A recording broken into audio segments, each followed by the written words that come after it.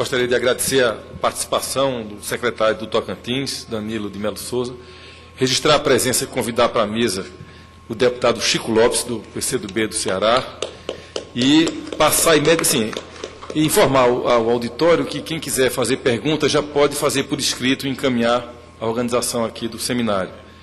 E, imediatamente passo a palavra a Luiz Cláudio Costa, presidente do INEP.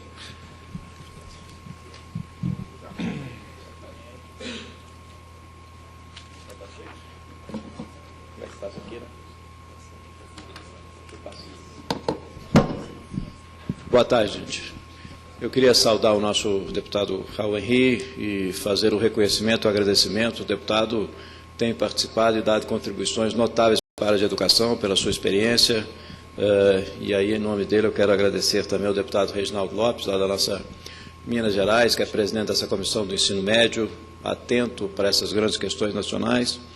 Nosso deputado Arthur Bruno, que é outro deputado que contribui bastante com a sua experiência com a educação. Nosso deputado Chico está ali na mesa, está aqui ainda, né? E o Danilo, representando o Concede, um abraço.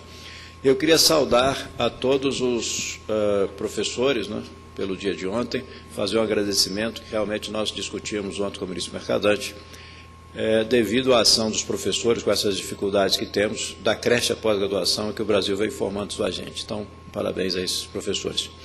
Eu queria começar a minha fala com alguns conceitos que eu acho importante colocar para vocês, até antes de passar alguns números. Para mim, numa história como a do Brasil, e é uma consciência que eu tenho muito clara e tenho discutido com vários colegas de diversas áreas, o maior indicador de qualidade em um país como o Brasil é a inclusão. Pela história que nós temos de exclusão, uma história de 500 anos de exclusão, para nós falarmos em avaliação num país como o Brasil, a primeira coisa que nós temos que falar é inclusão. Se nós começarmos por aí, nós vamos verificar que o filme brasileiro é muito bom. Porque o filme brasileiro, e é um filme de diversos governos, vem incluindo mais pessoas na educação. Da creche à pós-graduação mesmo, o Brasil vem fazendo isso. Mas tem muito o que fazer. Aí quando a gente olha o retrato, nós vamos ver que nós temos muito o que fazer. Eu vou dar para vocês alguns números antes de passar ali, que eles não estão na transparência. Em 1997, nós tínhamos no ensino médio, que é o nosso objeto aqui, algo em torno de 3.200.000 pessoas. Hoje nós temos 8.400.000. Isso significa que em 15 anos, nós colocamos 5 milhões de pessoas no ensino médio brasileiro. Eu não vou esperar que quando você faz uma inclusão de 5 milhões de pessoas no ensino médio, e quem fez essa inclusão foi a escola pública, aqui representada pelo Concede, principalmente as escolas estaduais, eu não vou esperar que essas pessoas entrem no topo do rendimento. Portanto, eu tenho que ter muito cuidado quando eu faço uma avaliação, colocando uma estaca dizendo o nível adequado de aprendizado, ao mesmo tempo que você faz inclusão. É diferente da situação europeia. Eu tenho discutido isso com o PISA, eu tenho discutido com outros organismos internacionais. É completamente diferente nós fazermos uma análise do que ocorre em alguns países da Europa, da América do Norte e mesmo da Ásia, do que no Brasil. O Brasil faz a inclusão. Quando você faz a inclusão, é claro que não basta a inclusão, tem que ter qualidade. Mas é o primeiro indicador nosso. Vou dar outro número. Também em 1997, nós tínhamos 7,2%, veja bem, 7,2% dos jovens de 18 a 24 anos nas universidades brasileiras, nas instituições de ensino superior, 7,2%. Mas tem um número ainda pior. Também em 1997, somente 0,5% dos jovens de 18 a 24 anos, dos 20% mais pobres, estavam nas instituições de ensino superior. 0,5%. Aonde estão os outros 99,5%? Melhoramos muito. Hoje nós estamos com 17,6% no total, e dos 20% mais pobres, nós estamos com um pouco mais de 5%. 18 a 24 anos, 20% mais pobres. Estamos incluindo, mas temos muito o que fazer.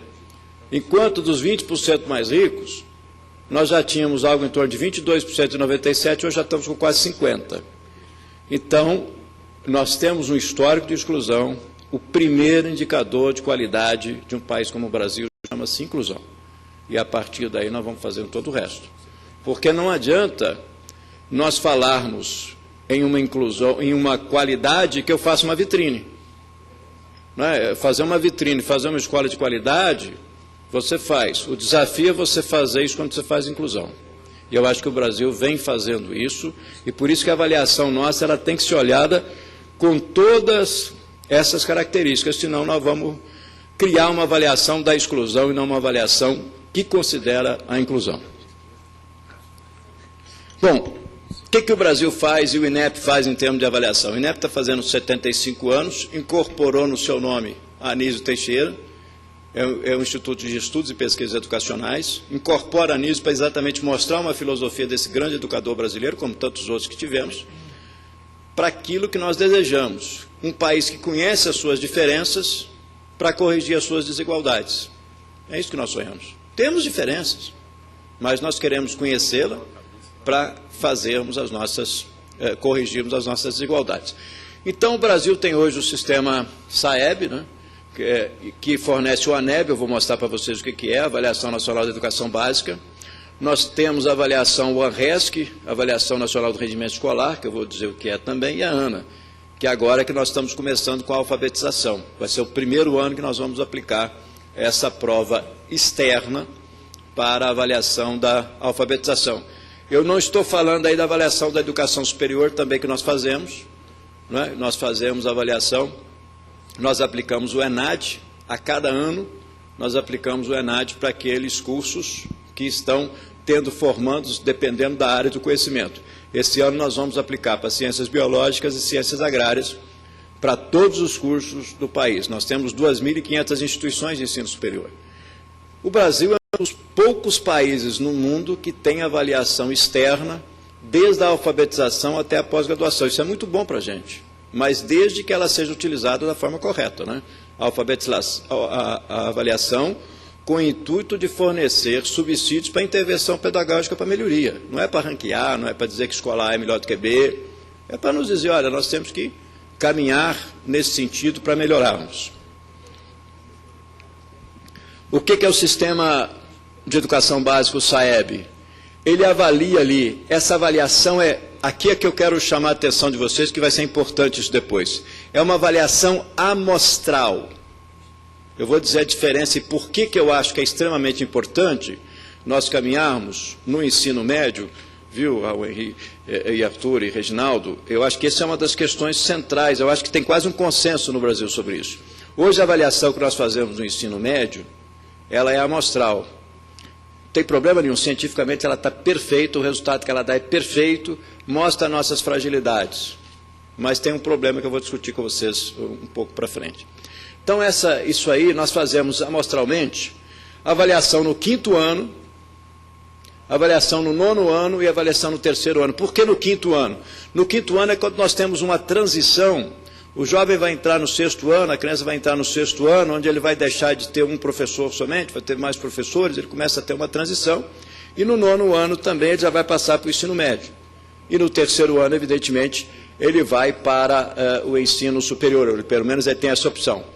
Então, essa aí é amostral. Nós avaliamos língua portuguesa, matemática, e em 2013, é a primeira vez, eu conversei isso muito com o ministro Mercadante, com o Concede, nós temos debatido isso muito, nós estamos entrando ciências, que é importante, né? A gente apontar para ciências, 8º e 9º ano e 3º ano. Não vai contar ainda para o IDEB, mas em 2015 a nossa ideia é que ele já faça parte do IDEB. Bom, aí nós temos o ANRESC, a Prova Brasil. Essa já é uma avaliação que nós fazemos censitária. Então, ela é censitária para o 5º e para o 9º ano. E aqui é somente para as redes municipais, estaduais e federal. Na outra eu tenho também as escolas particulares, naquela amostral. Qual é a diferença dessa para outra, gente? Resultados, a gente sabe disso, a amostra cientificamente perfeita, os resultados são os mesmos, não modifica nada. A diferença é que, como aqui eu tenho o resultado por escola, eu posso fornecer o subsídio para a escola fazer intervenção pedagógica. Não é para ranquear a escola, dizer que escola A é melhor do que B. É para fornecer o subsídio para aquela escola e dizer, olha, essa é a avaliação externa dos seus estudantes do 5º, do 9º, eu posso ter o resultado por escola, por rede. Isso motiva muito, nós temos verificado que isso motiva muito as escolas. E tem ocorrido transformações importantíssimas. Quando a gente fornece o mapa de itens, o boletim não é simplesmente o resultado.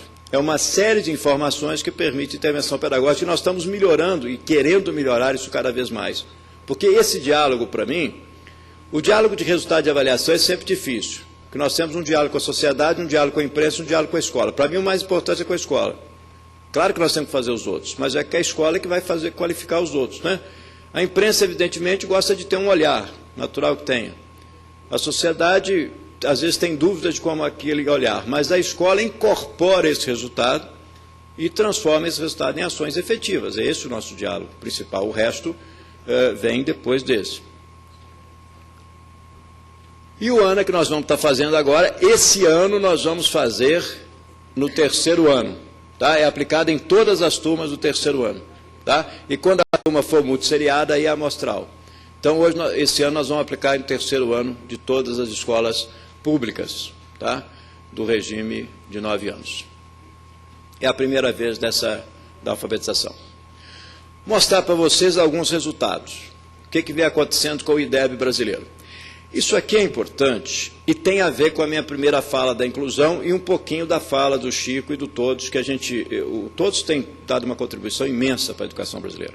Eu acho extremamente importante a sociedade organizada, a sociedade civil, discutir a educação, e eles debatem de forma muito qualificada, porque tem técnicos altamente competentes, o objetivo é seríssimo. Eu tenho uma pequena discordância quanto à meta 3, porque eu acho que a questão da inclusão, e o Estado brasileiro definiu suas metas, que é o IDEB. O IDEB brasileiro tem metas para o ensino fundamental, a meta é 3,9 em 2007, 4,2 em 2009 e 4,6 em 2018. Isso é meta do Estado brasileiro, que o Congresso Nacional está avaliando no Plano Nacional de Educação, discutido com o CONSED, com a sociedade, e leva em consideração o esforço de cada escola.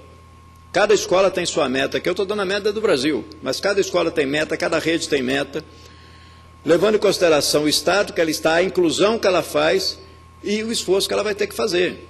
E levando em consideração o padrão de qualidade que nós queremos. Que padrão de qualidade foi esse?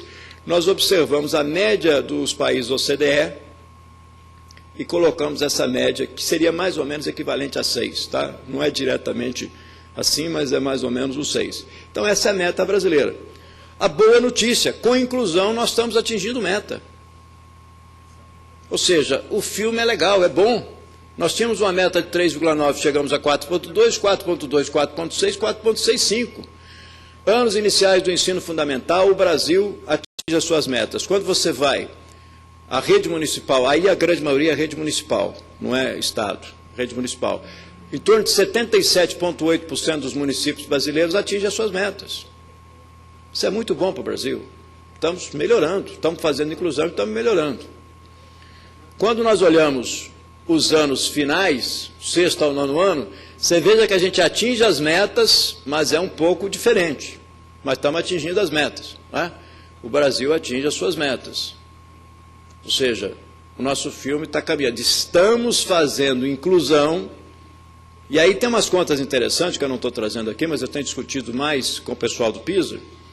Se você considerar que aqueles que você inclui, se eles entram no quarto superior, no quarto inferior, na metade superior, na metade inferior, o resultado é completamente diferente, você cresce muito mais. Ou seja, se nós não incluíssemos, o resultado seria melhor, mas é isso que nós queremos?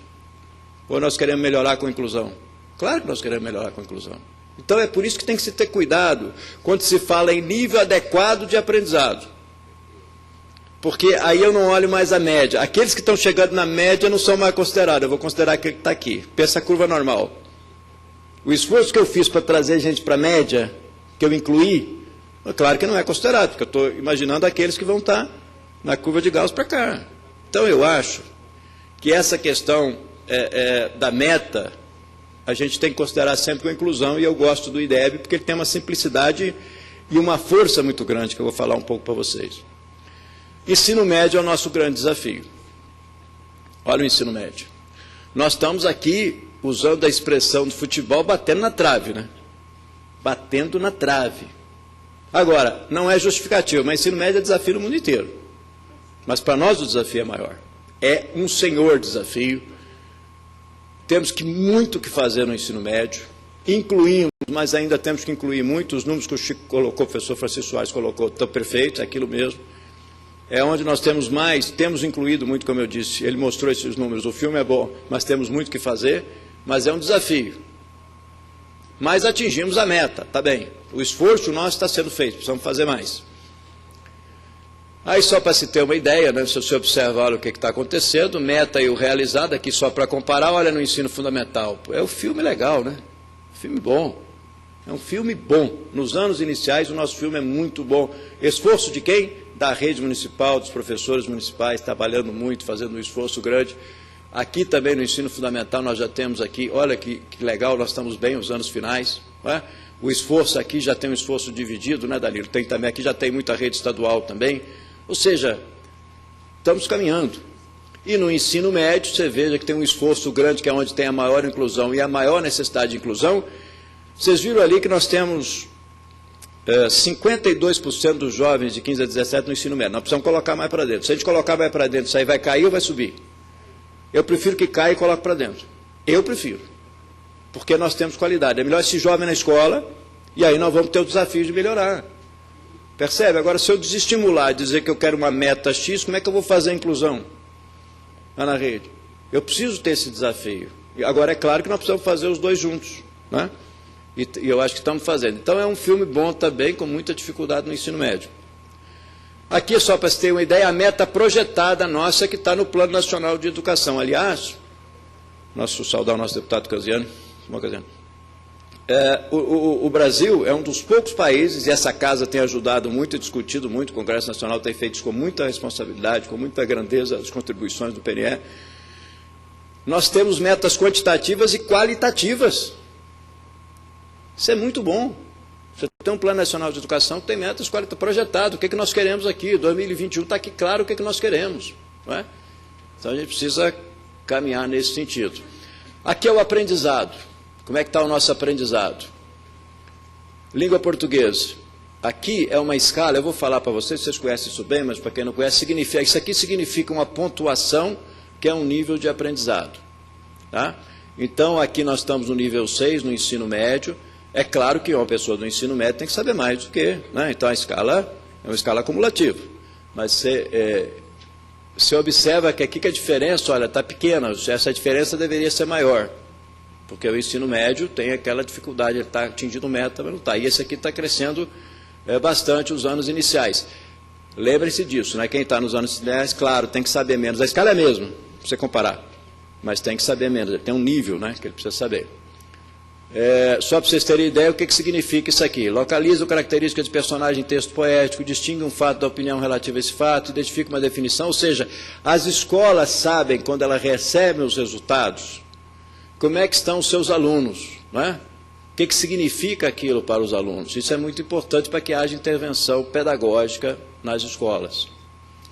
Matemática, da mesma forma, o que acontece nos anos iniciais, nos anos finais e no ensino médio. Você veja que a diferença aqui também é pequena. O ideal é que essa diferença fosse maior, ou seja, era de se esperar. Para vocês terem uma ideia, na OCDE, a média aqui é mais ou menos 308,5. O que se esperaria de um estudante naquele ponto ali, não é? É que ele tivesse mais ou menos nessa média um pouquinho a mais. Então, nós temos muito que fazer. E isso tudo tem uma correlação com o aprendizado. Aí é a mesma coisa, o que significa matemática, identifica planificações de uma figura tridimensional, resolve problemas, estabelece troca entre cédulas, enfim. Tudo isso tem uma razão na nossa escala. A boa notícia, o que é IDEB, gente? O IDEB é o seguinte, o IDEB ele aponta para o Brasil. Eu quero todas as crianças na escola, por isso o fluxo, o IDEB é uma multiplicação. É o fluxo, ou a taxa de aprovação, vezes o aprendizado. Simplesmente isso, você multiplica um pelo outro. Com o fluxo você diz, olha, eu quero que toda criança esteja na escola e vá até o final. Como é que está o fluxo? Como é que está a sua taxa de aprovação? Mas não adianta você aprovar todo mundo se não aprenderem. Qual é o aprendizado? Por isso é o produto. Você faz o IDEB, o rendimento, né, em português, matemática, vezes o fluxo. Esse é o produto. Por isso eu acho esse indicador fantástico. Simples, poderoso, importante, dá uma indicação boa. O Brasil quer todas as suas crianças, todos os seus jovens na escola e aprendendo. É isso que o IDEB diz. Quando nós fizemos a decodificação do IDEB, porque eu tinha essa curiosidade. Por que o nosso IDEB está aumentando no ensino fundamental? Então, eu fiz um cálculo, 63,7% da melhoria do IDEB é por causa do aprendizado em português e matemática. Isso é muito bom. Tudo bem, eu tenho uma melhoria de fluxo, que também é bom, mas o aprendizado, eu esperaria isso, o aprendizado está superando o fluxo, ou seja, já está na escola, tem o fluxo, mas nós estamos aprendendo mais. Muito bom também no ensino médio e nos anos iniciais. Olha bem, em todos os 3 anos os nossos jovens estão aprendendo mais. Com inclusão, isso está acontecendo. Isso é fantástico, né? Muito bom para o Brasil. Aqui é anos iniciais, desculpe, isso aqui é anos finais, tá? Desculpe aqui, é anos iniciais, anos finais e aqui ensino médio. Bom, Enem, vamos falar um pouquinho de Enem. Não é? Uma belíssima discussão sobre Enem, eu vou apresentar os resultados, depois a gente discute um pouco. Quando nós olhamos o Enem 2011, o que acontece com o Enem 2011? Aqui você vai observando o grande percentual de pessoas, 49,7% dos estudantes, estavam no nível 4, de 500 a 599. Você tem pessoas acima de 700 e aqui 13,5%. E nível 2, 399, 7,52%. Ou seja, você tem uma normal desdobrada um pouquinho para a esquerda, né? A curva de Gauss com a tendência um pouquinho aqui para a esquerda e o nível 4 predominando. Isso em linguagem e códigos. Você pega matemática, ela já vai um pouco para a direita, ela já vai um pouquinho para a direita, você pega nível 3, nível 4, você já tem mais nível 5, nível 7, nosso rendimento no Enem. E eu queria falar um pouquinho do Enem, antes de nós encerrarmos, o seguinte. Primeira coisa, quando nós pensamos no ensino médio, aquilo que eu já disse, o ensino médio, eu não tenho dúvidas que a avaliação deve ser censitária. E nós estamos caminhando para isso, estou fazendo uma belíssima discussão com o CONSED. O ministro esteve aqui ontem na abertura, o ministro Mercadante, vai estar lançando um plano do ensino médio com o CONSED, finalizando, aguardando os subsídios dessa casa, né, Reginaldo, que vai oferecer para ele, para que a gente possa lançar esse plano também. E uma das questões que estará nesse plano é a proposta da avaliação do ensino médio censitário. Aí tem uma outra pergunta. O Enem passa a ser essa avaliação ou não? A minha posição é que sim, mas evidentemente eu estou ouvindo a todos, discutindo com o CONSED, discutindo, eu acho que o Enem passa. Por quê? Tem diversas coisas que me garantem, eu quero saudar a deputada Dorinha também, que retornou, né, Dorinha, fazer tê-la aqui. Por que eu acho que o Enem deve passar? Primeiro porque, olha bem, nós temos mais ou menos 1.800.000 jovens que concluem o ensino médio. Esse ano, no Enem desse ano, que será no próximo, daqui a 2 semanas, né, um pouco mais de 8 dias, 26 e 27, 1.650.000 jovens estão inscritos. Então, praticamente é censitário. De 1.800.000 concluintes, 1.650.000 estão inscritos para fazer o Enem. Eles têm motivação para fazer o Enem. Eles querem fazer o Enem. O Enem está nas 4 áreas que nós vimos aqui, né? Ciências humanas, ciência da natureza, linguagens e códigos, matemática e suas tecnologias, essas 4 áreas que podem ajudar no diálogo com o ensino médio. Não gosto e não acho justo as críticas dizer que o Enem faz muitas coisas que são contraditórias entre si. O Enem faz aquilo que é necessário para o país. É diferente, eu conversei muito com o similar norte-americano do Enem, que é o SAT. Nós fomos lá, eles vieram aqui. O que o SAT faz? Na história da educação norte-americana, o SAT, que faz 6 exames por ano, na verdade faz 7 exames por ano, ele só tem um objetivo, colocar o jovem na universidade. Só isso. Sabe como é que o SAT mede? Tem 100 anos que eles fazem esse exame. Sabe como é que o SAT avalia os seus resultados? A pergunta deles é a seguinte: eu pus em Harvard o melhor aluno para Harvard? Eu pus no MIT o melhor aluno para o MIT? Esse é o objetivo deles. Eles não estão olhando para o ensino médio, eles não precisam olhar para o high school. O baccalaureat francês, da mesma forma. Eles olham só o acesso ao ensino superior. O Brasil, era preciso que nós fizéssemos esse diálogo. E no Brasil, o que nós precisamos é um que faça ao mesmo tempo seleção e olhe para o ensino médio. É a história da educação brasileira e do ensino médio brasileiro. Vamos pegar o modelo anterior. Como é que nós, vários de nós aqui, provavelmente entramos na universidade? A lógica do vestibular é a seguinte, que o Brasil faz muito bem, desde 1911, as universidades fazem muito bem essa avaliação. Pedagogicamente, nós temos vestibulares brilhantes. Então, não é troca de modelo, não é isso. Vestibulares são bons. Mas qual é a lógica do vestibular? Você faz a inscrição prévia em uma instituição e em um curso. Você faz isso. Aí você vai disputar ali 40, 50 vagas. Se você tiver condições financeiras, você faz em 3, 4. Se não tiver, uma só. Essa é a lógica. E os currículos pedagógicos do ensino médio, principalmente das escolas privadas, eram definidos pelos vestibulares das grandes universidades. 2, 3 universidades nesse país definiam o currículo de ensino médio nesse país. Tá bem, nós temos uma belíssima discussão se é currículo que deve influenciar a avaliação ou a avaliação que deve influenciar o currículo. Mas o fato era que o vestibular das grandes universidades influenciava o currículo do ensino médio e mais. Quem se incorporava disso eram escolas privadas, não eram escolas públicas. Então o Enem, para mim, tinha que chegar e fazer esse diálogo. Espera um pouquinho, nós temos agora um exame nacional, que nós estamos extremamente preocupados em dialogar com todas as escolas de ensino médio, mas principalmente com as escolas públicas. E mais, inverte a lógica. Você faz uma prova, você tem à sua disposição 101 instituições, 130 mil vagas, 3.700 cursos. Isso era impensável antes. Um jovem de qualquer parte desse país pode pensar em um bem público, que é uma vaga em instituição pública. Ele tem direito a fazer isso. Com vestibular convencional não tinha. Hoje tem. Então, é um modelo. E o Enem, ele tem que procurar selecionar, sim, para a universidade, para as instituições de ensino superior, mas ele tem que dialogar com o ensino médio. Se ele não fizer isso, eu me sentiria frustrado. Se nós fizermos qualquer Enem, como estamos fazendo, você vai fazer o Enem, você vence os problemas logísticos, é um desafio do tamanho do Brasil. Mas se você não dialogar com o ensino médio, principalmente das escolas públicas, eu acho que nós estamos frustrados. Então o Enem faz o que o Brasil precisa. Da mesma forma que ele tem que certificar, porque nós temos uma exclusão do passado que nós precisamos corrigir. E ele consegue fazer isso com boas provas. Por quê? Quem está fazendo a prova do Enem não é ideológica, a prova do Enem não é de um partido, não é de um ministério, quem faz são as universidades brasileiras. É quem sabe fazer isso. O que nós fazemos é o diálogo. Os itens são feitos pelas universidades, não tem nenhuma interferência ideológica de ministro, de governo, de presidente direto, nada. As universidades fazem, esses itens são avaliados e entram no banco de itens. A prova é da mesma forma. Então, eu acho que o Enem faz o que o Brasil precisa. E não adiantaríamos nós expandirmos as vagas no ensino superior como fizemos se não tivesse um exame assim. Ia ficar vagas a mais para os mesmos. Por isso que nós conseguimos mudar um pouco as cotas. Nós mostramos que com as cotas, todo aquele catastrofismo que havia, que a cota racial ia trazer problema de tensão, nada disso. O que trouxe foi uma universidade que representa mais o nosso país.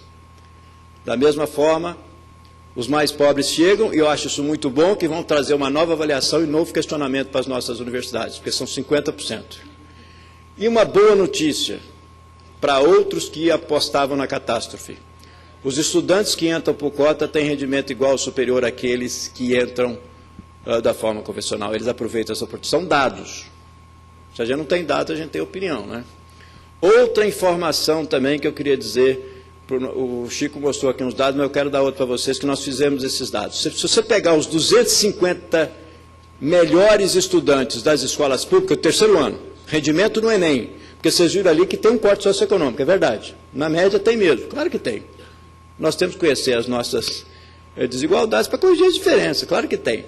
Mas quando eu pego os 250 mil melhores das escolas públicas, eles têm rendimento superior aos 250 mil das escolas privadas. Porque as escolas privadas são só 250 mil. Então, veja, nós temos números bons de avaliação que nos mostram que o filme da educação brasileira é bom, que nós podemos e devemos continuar fazendo inclusão, que deve ser o nosso melhor indicador de qualidade, enquanto buscamos a outra qualidade, vamos à excelência, vamos para tudo isso. Mas nós temos que continuar, eu tenho convicção disso. Nesse caminho, acho que estamos no caminho certo. Temos muitos desafios, a foto mostra a dificuldade, mas eu tenho convicção que com a participação do que temos da sociedade com sede, um DIME, dessa casa, do Congresso Nacional, dos professores, das escolas, da sociedade que incorpora isso, nós vamos avançar e com certeza é uma decisão de Estado que nós estamos fazendo. Incluir com qualidade é o desafio nosso e eu acho que nós estamos nesse caminho. Muito obrigado, gente. Eu quero agradecer a participação do professor Luiz Cláudio Costa e dizer ao auditório que o debate está aberto. Registrar a presença do deputado Alex Canziani e da deputada Dorinha Seabra.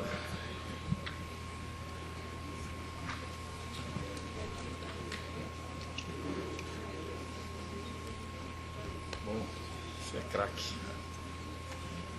Engenheiro com inteligência verbal de advogado. Sabe, nós somos dois direitos. Não sabia. Se tivesse nem na minha carteira. Então, eu vou passar então a palavra, já que não há nenhum inscrito, para provocar aqui nossos conferencistas, eu vou passar a palavra ao presidente da comissão, o deputado Reginaldo Lopes. Obrigado, deputado Raul Reni. Quero agradecer a participação de todos. Estava previsto um último painel, que era, na verdade, uma apresentação dos seminários estaduais, os relatórios. Então, devido ao horário, nós estamos tomando a iniciativa aqui e a decisão de encaminhar todos os relatórios para o nosso relator, e a gente agradecer a presença de todos e encerrar o nosso seminário. Quero, do fundo do coração, agradecer a presença de todos que participaram durante esses 2 dias, mas em especial quem ficou até o final. Então, mais uma vez, quero agradecer também ao Luiz Cláudio, que esteve aqui participando conosco nesse último painel, nosso secretário de Tocantins, também, Danilo, e também os nossos deputados que estão presentes durante todo o dia, pela participação. Então, declaro encerrado o nosso trabalho. Muito obrigado. Muito bom. Entrega o relatório a quem?